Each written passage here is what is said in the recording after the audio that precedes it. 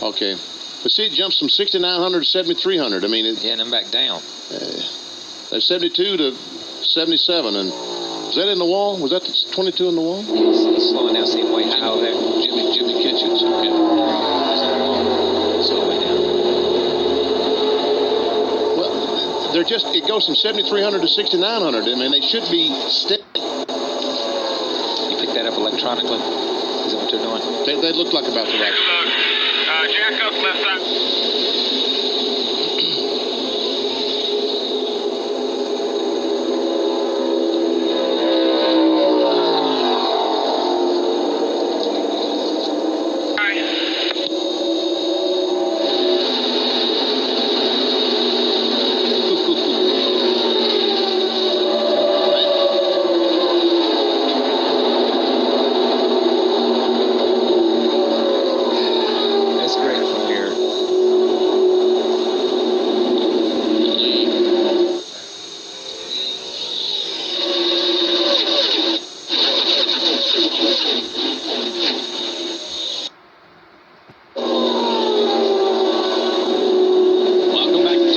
Super Speedway. Early laps here at the NASCAR Busch Series TouchStone Energy 300.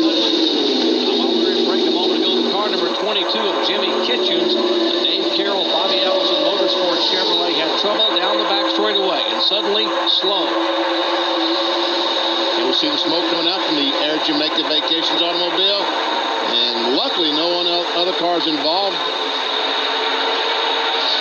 And Jason Jarrett also on pit road early on. Bill Weber, what's the problem? Well, got a problem on the racetrack. A tap from behind, and Jason Keller does the pirouettes 360, comes around and does come into contact with the inside wall off of turn 2. Bringing out caution for the first time today. The IGA Chevrolet, our most recent winner, coming off of turn 4. And Jeff Purvis will be able to get in front and get his lap back. That's the car number 4 coming your way there in front of the leaders. So the first caution of the day coming out.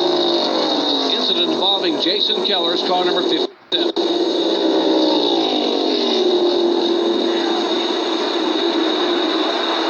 So you see Jason Keller climbing from his car. So the smell of victory he had at Bristol a couple weeks ago will not be today, and he is so dejected right now.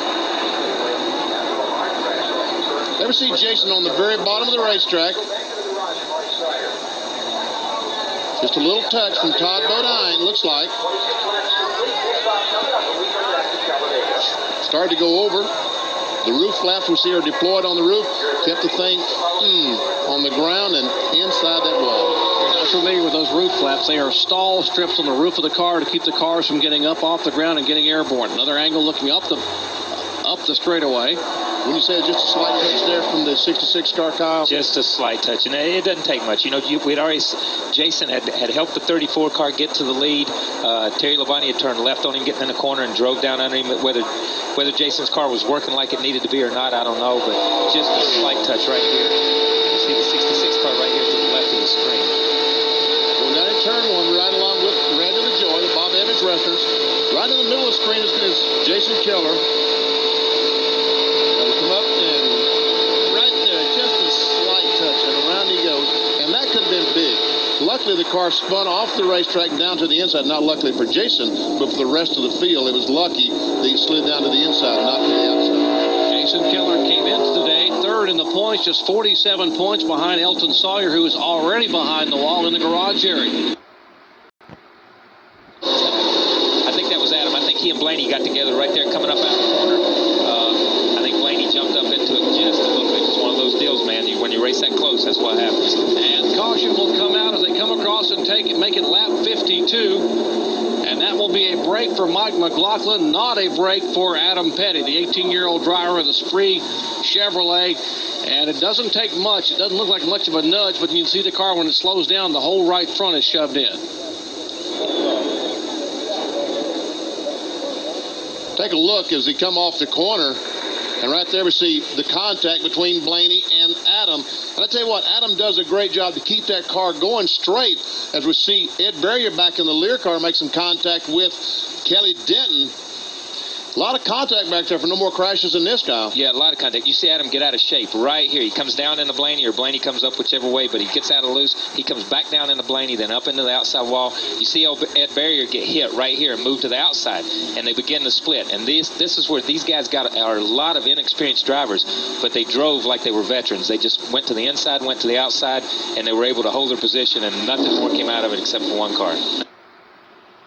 Schrader coming, and he said, I'm going to move up and catch that freight train and see if it will take me to the front. And they're going by David Green. Now they're going to try Dale Earnhardt Jr. on the outside. Oh! Schrader hard on the outside. Schrader up high on the outside. Cars sliding on the inside. 2, 3, 4, 5 cars now sliding, careening together in turn 1. One car erupts in flames out in turn 1 as they continue to have impact. As now there is flame burning all the way across the racetrack. The rear end impact apparently rupturing the fuel cell on the back of one of these Busch cars. And what we dread at Talladega has just taken place here on lap 68. That is the camera looking at the back of Kenny Schrader's car. And he is out of the car, but apparently the hard impact, he is away from the race car. That hard impact now has ripped open that 22-gallon fuel cell. And he just pitted not long ago, so probably had about 18 gallons in there. And now you see the heat beginning to burn and melt away the camera inside. That's Chuck Bound's car. And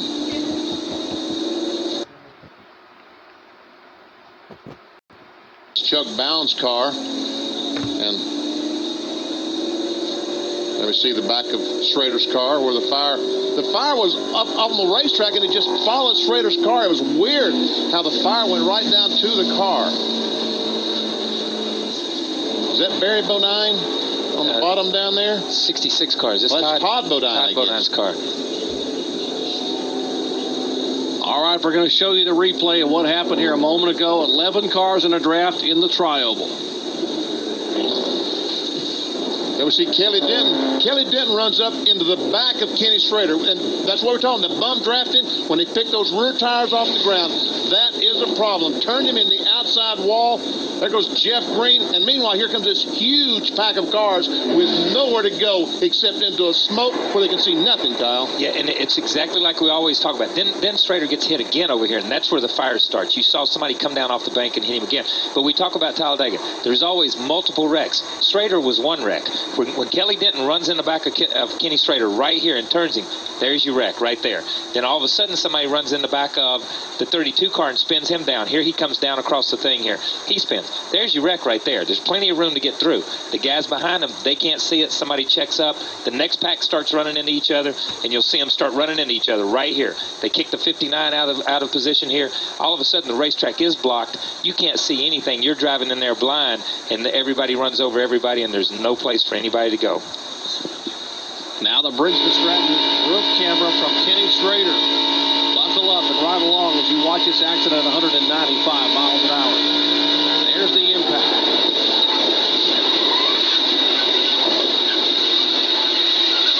Continuing to spin around 360 down in turn 1. Now here's traffic coming right at him. He almost comes to a stall and gets hit again in the backside. The Jeff Krogh car erupting in flames. When Schrader got hit the second time, there was fire on the racetrack, and the fire ran all the way back down to his race car along that trail of gasoline that was reignited. There was Shane Hall driving in. You see Phil Parsons, Brad Loney. I mean, they must have half the field down in turn 1.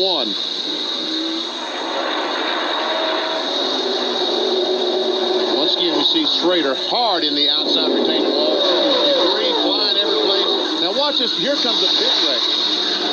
Our camera moves, but watch the big wreck. Oh, that sounds so ugly. And you see the fire running over to the back of Schrader's car. It actually started on the racetrack at that second impact. There was gasoline dumped on the track. That ignited and ran down a trail all the way over to where Schrader was climbing out of his car.